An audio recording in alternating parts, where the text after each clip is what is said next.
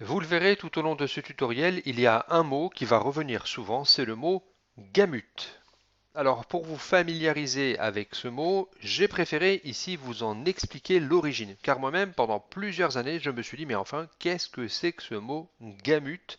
Que signifie-t-il et pourquoi est-ce qu'on n'emploie pas tout simplement des mots plus clairs? Eh bien, il faut savoir que l'origine de ce mot vient tout simplement du vocabulaire musical. Et en comprenant pourquoi et comment ce terme était utilisé dans la musique, vous comprendrez ce qu'il signifie dans le monde de la couleur. Je vous avoue que moi aussi, pendant plusieurs années, j'ai eu du mal à m'y faire, car effectivement, on peut facilement lui trouver des synonymes, mais dans le monde de la couleur, le mot gamut est très utilisé et vous le rencontrerez forcément dans d'autres cours, d'autres tutos et forcément dans toute la littérature qui a trait à la colorimétrie.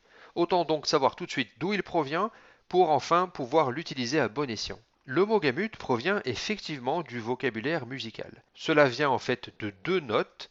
La note gamma, c'était en fait la note sol qui était symbolisée par la lettre gamma et qui désignait tout simplement sur une portée et pour un instrument donné la note sol la plus grave possible pour cet instrument.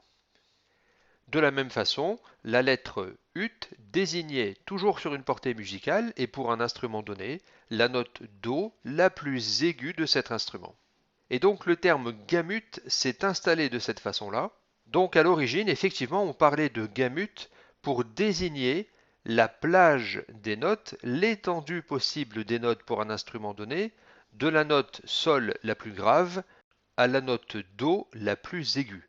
Le terme est resté et il est maintenant appliqué au monde de la couleur, et donc le mot gamut sera utilisé de façon très large, que l'on parle d'espace colorimétrique, de modèle colorimétrique, de mode colorimétrique, voire même de profil ICC.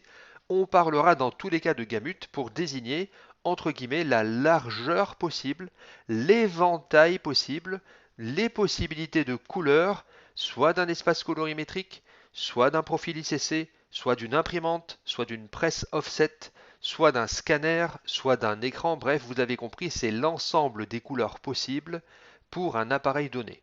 Aujourd'hui, par exemple, le gamut le plus large qui soit, eh bien c'est tout simplement la référence absolue, c'est-à-dire l'œil humain, qui a le gamut de sensibilité le plus large possible, car les couleurs visibles par l'œil humain sont infiniment plus nombreuses que toutes les couleurs qu'un capteur photographique, qu'un scanner peut voir ou qu'une imprimante peut imprimer. Cette notion est donc à prendre au sens large et elle s'appliquera dans toutes les notions de colorimétrie pour tout appareil capable de capter les couleurs ou de les reproduire.